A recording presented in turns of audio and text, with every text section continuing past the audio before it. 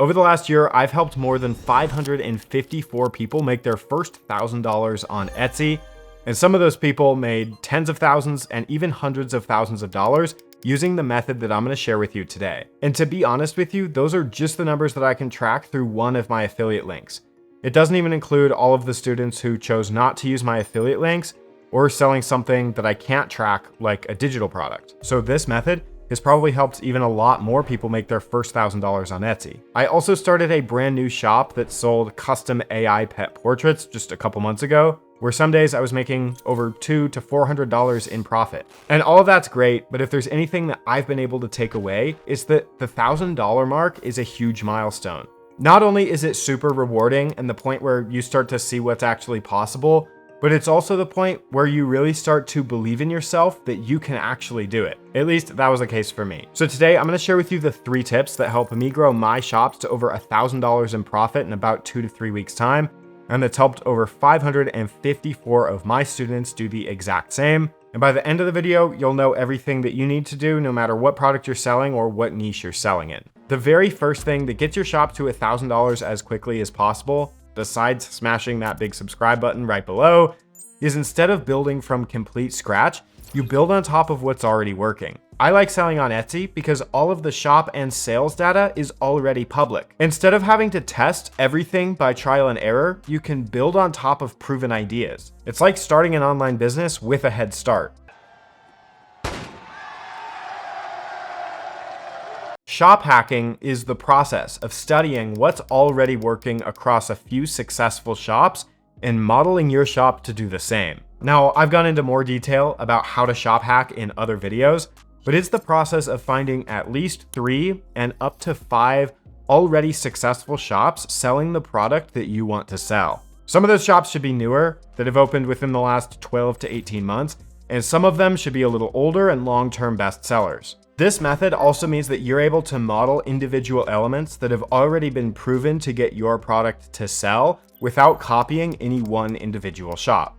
It's how you figure out what mockups to use, what fonts work well, and what colors and listing images perform well. Honestly, I think shop hacking is one of the biggest reasons why Etsy's the best beginner marketplace. You don't have to go out and try and test everything on your own, and you also don't have to take a bunch of advice from YouTubers if you don't want to. Since you can go right on Etsy and see which shops are performing best selling the product that you want to sell, you can find 3 to 5 of those shops, look at what they're doing, and build upon their proven ideas. And just to be super clear, this does not mean to go out and copy a bunch of shops, but learn from what several successful shops are already doing. Now, the key to successful shop hacking is first, picking a variety of shops that are both new and old. They should be making a consistent amount of sales and the right amount of sales for your goal. And they have to be selling your product. Like, there's not as much of a point in modeling a shop that isn't selling the type of product that you want to sell. And also, by the way, if there's no shops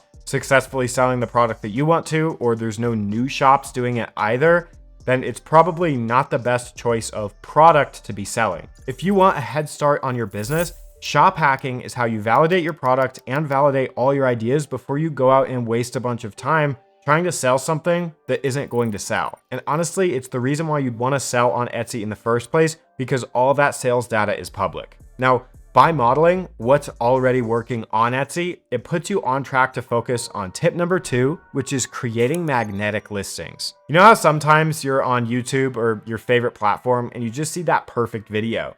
It's got the perfect thumbnail and title, and you just can't help yourself but click on it. It's like, I need to watch this. It's perfect. I can't stop myself from clicking on it. If your listings look that way, but in the Etsy search algorithm, you're gonna have no trouble getting you your first $1,000. The only issue is that most new sellers, they don't know how to make these magnetic listings. Now, from my super humble experience, having listings bring in tens of thousands of dollars a month, I found that there's really 3.5 things that make your listings magnetic. The first is the listing image, because it's the first impression that the customer is going to have on your product. It's like the thumbnail of a YouTube video. If the thumbnail sucks, nobody's going to click. Using the shop hacking method we just talked about is how you figure out what images or mockups to use in your listings, because all of the top shops on Etsy got there by having great listing images. The second is the title, or the keywords that you use in your listing.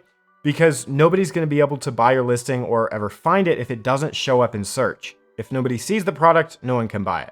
Now, the thing about using great keywords in your listing is you're basically guaranteed that at some point, Etsy search is going to push out your product.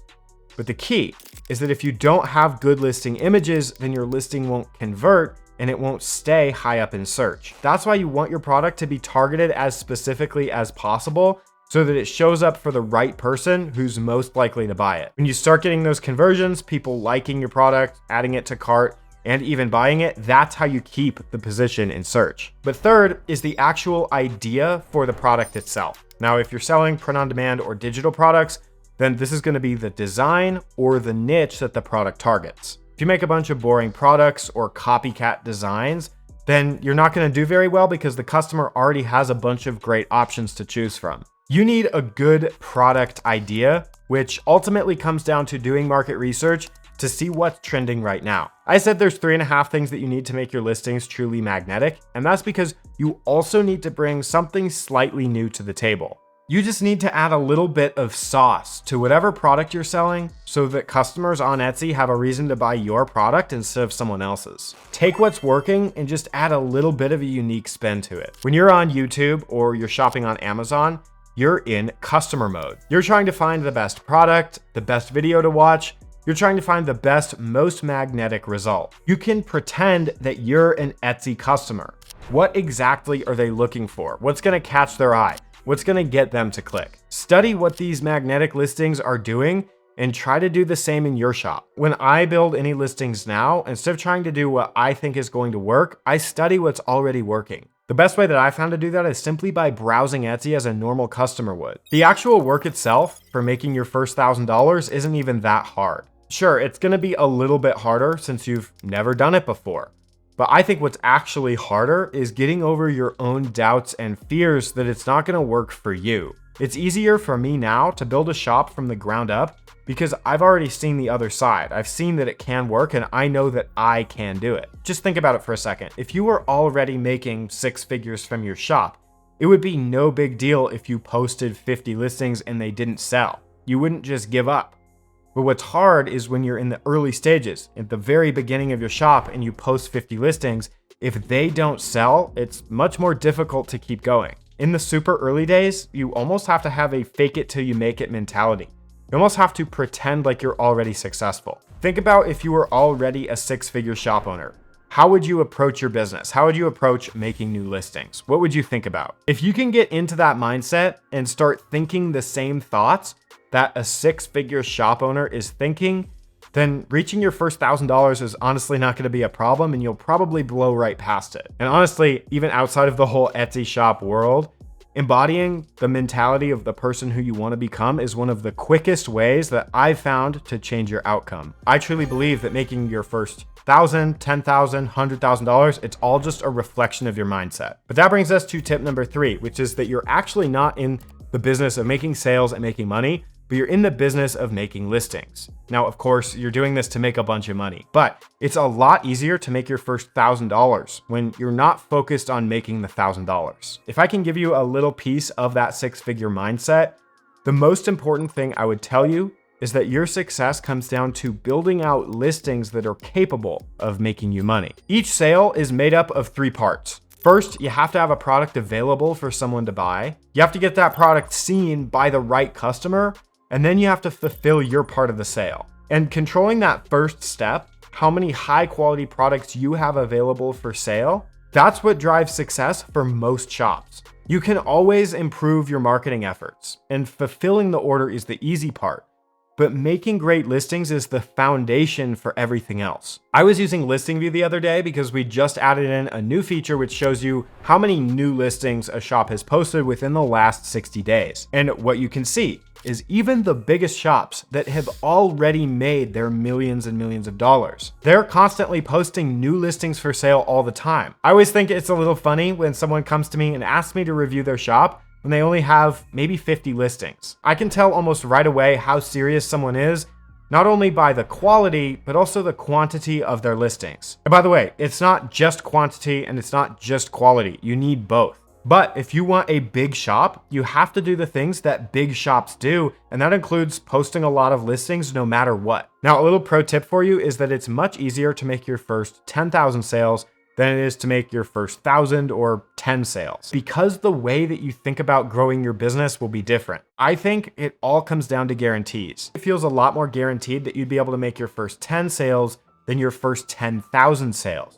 So your approach is a little bit more lazy. You don't actually commit to doing as much research as you could. You don't spend as long making each listing, and you don't think as long term. But the person that knows that 10,000 sales are guaranteed as long as they put in the work, they're gonna do whatever work is required because they know it's worth it in the end. It's much easier for these big shops that have already made millions of dollars and make thousands of dollars per day to keep doing the basics that got them there because they already know that it works. But as funny as it is, that's the exact same work that they did day one that got them there in the first place. When you approach growing your Etsy shop this way, I think it's a lot easier to make your first $1,000 and far beyond. I hope that this video was helpful, sort of, maybe reframing some of the ways that you think about growing your shop. And if you need more resources, I got a bunch of other videos on my channel, which you can check out after you make sure you're subscribed. This is a video about how to do print on demand from a super high level, so I recommend you check it out, and I'll see you over there.